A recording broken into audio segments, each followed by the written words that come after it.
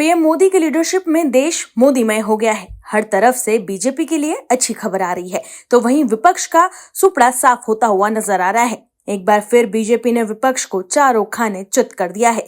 इस बार आम आदमी पार्टी को झटका देते हुए बीजेपी ने कमल खिला दिया है। दिल्ली की सत्ता से विदाई करने के बाद बीजेपी अब आम आदमी पार्टी को झटके पर झटके दे रही है। अरविंद केजरीवाल जो पीएम मोदी को चैलेंज दे रहे थे कि पीएम मोदी उन्हें इस जन्म में दिल्ली में हरा नहीं सकते, वो केजरीवाल अब बीजेपी से हार का सामना कर रहे हैं।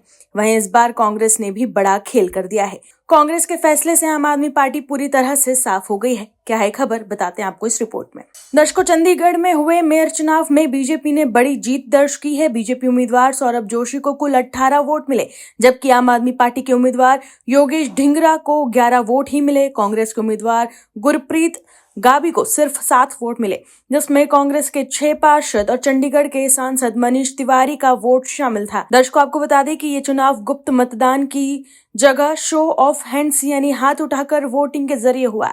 पार्षदों ने अपने अपने पक्ष में मतदान करते हुए पीठासीन अधिकारी के सामने मौखिक समर्थन भी दिया। चुनाव का संचालन पार्षद रमनीक सिंह बेदी ने किया। चंडीगढ़ नगर निगम की कुल 35 संसदीय सदन में बीजेपी के पास 18, आम आदमी पार्टी के पास 11 और कांग्रेस के पास 6 पार्षद है। इसके अलावा चंडीगढ़ से सांसद मनीष तिवारी भी एक्स ऑफिशियो सदस्य के रूप में वोट का अधिकार रखते हैं।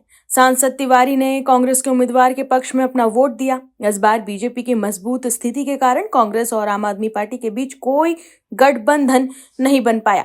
मेयर के चुनाव के बाद उप मेयर पदों के लिए चुनाव भी हुए। सीनियर डिप्टी मेयर पद पर बीजेपी के जसवंतप्रीत सिंह ने आप के मनोहर खान को 18-11 से हराया, जबकि डिप्टी मेयर पद पर बीजेपी की सुमन शर्मा ने आम आदमी पार्टी की जसविंदर कौर को मात दी। इस दौरान कांग्रेस ने चुनाव में भागीदारी से दूरी बनाते हुए मतदान नहीं किया और 6 पार्षदों समेत सांसद तिवारी सदन से बाहर चले गए। इस तरह बीजेपी ने न केवल मेयर बल्कि उप मेयर पदों पर भी जीत हासिल कर ली। वहीं इससे पहले चंडीगढ़ मेयर चुनाव को लेकर चंडीगढ़ की राजनीति काफी गर्म रही थी।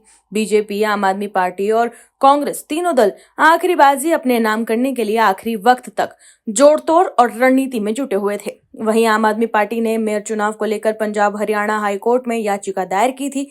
आप मेयर प्रत्याशी योगेश ढिंगरा की तरफ से दायर याचिका में चुनाव ऑब्जर्वेशन में करवाने की मांग की गई थी। वहीं चंडीगढ़ मेयर चुनाव में आपके उम्मीदवार योगेश ढिंगरा की याचिका पर हाईकोर्ट ने सवाल उठाए थे।